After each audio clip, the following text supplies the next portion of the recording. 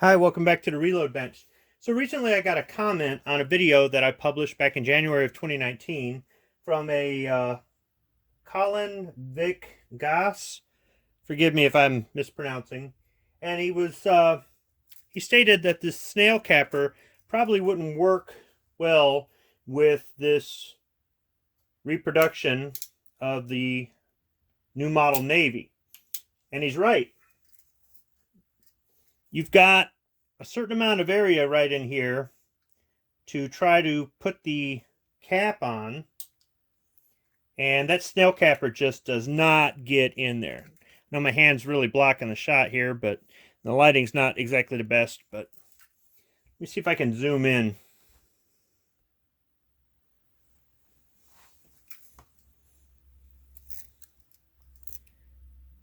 So I don't know how well you can see it, but the capper does not engage. So there's other cappers, such as this style right here. This is a very common style capper. I don't really like it because, well, the caps flip upside down in it. They fall out.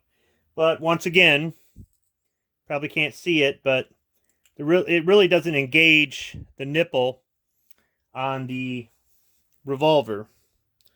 Let's zoom in. Try to show this a little bit better. Probably not too well, but in addition to really not fitting in there, the caps just fall back on this unless you're holding it vertical, just face down. I got this one just to see how well it worked, and I haven't been happy with it at all. It's virtually useless to me. So what I did find that will work on the clones for the Navy or the Army Remingtons is this by Thompson Center. This is their Star 7 capper. I've already got caps in here. You simply insert the cap into each of these plastic recesses, and on the back side you can open it up. There's a little hinge here. There we go. You can open it up, and there's a storage compartment there. If you want,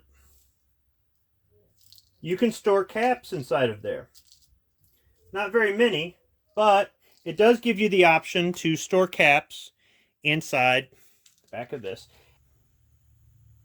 I'll try to zoom in and see if I can make this work, but more or less, you put the revolver on half cock,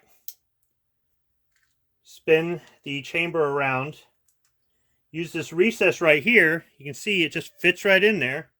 Just give it a little twist, and there you go. Your cap's on there.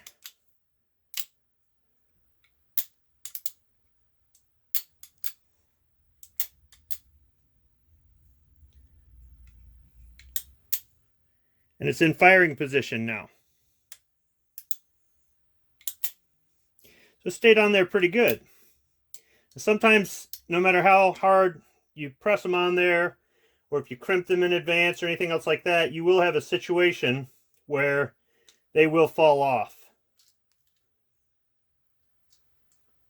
But so far, with this revolver at least, this has been, see, fell right off. This has been the best capper that I've used. Now let's try it on the Pieta reproduction of the new model Navy. Go ahead and spin around. Just take one of these, place the cap on the nipple. See how well it engages. Yeah, it's not. Come on.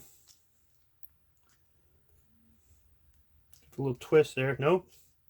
Just doesn't want to engage. Let's try another one. There we go. Let's try another. So again, you can see it just kind of hangs right on there. So you just press it in place and give it a little twist. Well, that one just does not want to come out. These have been setting in here since last summer, so which is not really the way you want to store percussion caps. I did have them in a box closed, so it should be all right.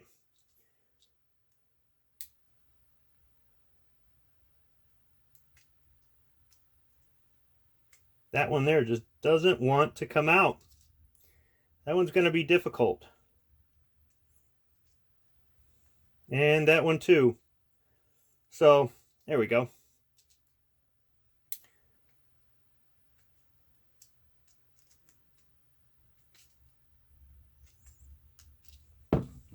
And that's a problem you run into with black powder revolvers. Sometimes things just don't work out the way you planned. Got to get out the old knife and make it work.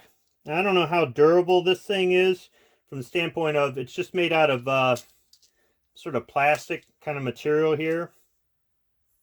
So I don't know how much use I'm going to get out of it, but it's fairly inexpensive. I'll go ahead and include a link to Amazon where I bought this and to the Thompson Center website page. It's a firearm accessory, so hopefully it doesn't fall outside of YouTube's guidelines.